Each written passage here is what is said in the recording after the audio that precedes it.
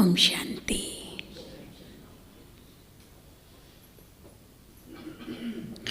आज बाप दादा हम बच्चों को अपनी कर्मातीत अवस्था के नजदीक जाने की तरीका सुनाते हैं।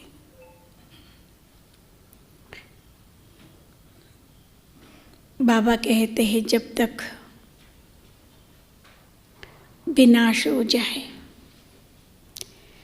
तब तक एक तो हमारे सारे विकर्मों को विनाश करना है और अपने जिनके साथ जो भी कर्मों का हिसाब किताब है वो चुकतू करना है। अगर प्यार से चुकतू नहीं करेंगे तो हम जानते हैं बाबा अपना रूप बदली कर लेते हैं, बाप के बजाय धर्मराज बन जाते हैं।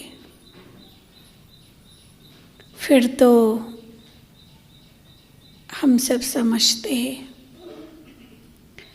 तो उसके लिए बाबा कहते हैं एक तो हमारा योग बहुत अच्छा होना चाहिए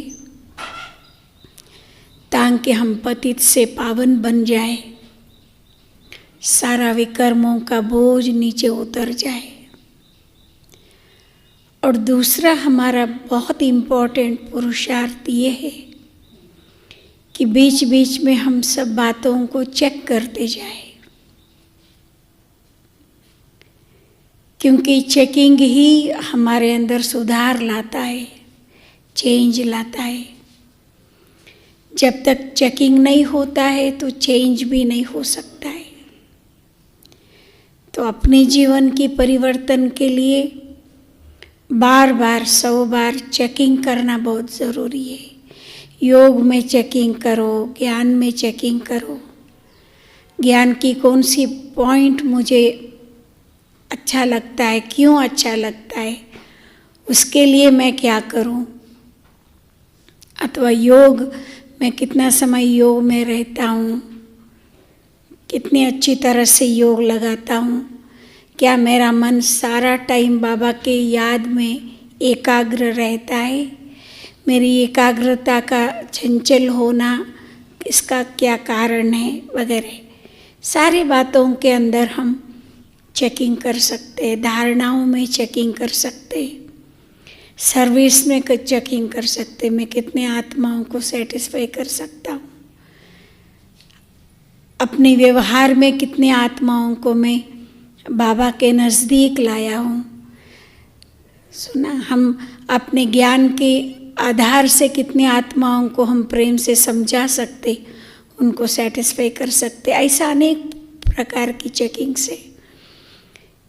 तो इसीलिए हम रोज़ हम चेकिंग कर सकते, रोज़ कोई ना कोई पॉइंट लेकर के चेक कर सकते, कोई ना कोई सब्जेक्ट से हम अपने आप को चेक करके आगे बढ़ सकते हैं। ये होता है स्वयं का दर्शन, स्वदर्शन। स्वयं का चेकिंग करना अर्थात स्वयं का दर्शन करना कि अभी मैं कहाँ तक आया हूँ। ये सबसे पहला स्वदर्शन है ना, बरोबर।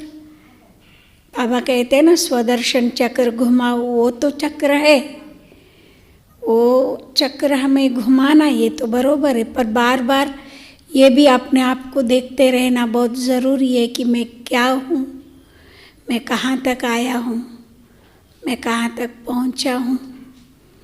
बाबा को सामने रखते हुए हम अपने आप को देख सकते, इस बाबा के हिसाब से मैं कहाँ तक पहुँचा हुआ हूँ। यही तो हमारा सच्चा पुरुषार्थ है। तो आज सारी मुरली में बाबा अपने सच्चे पुरुषार्थ का तरीका सुनाते हैं। तो सुनते हैं आज की मुरली। आज 16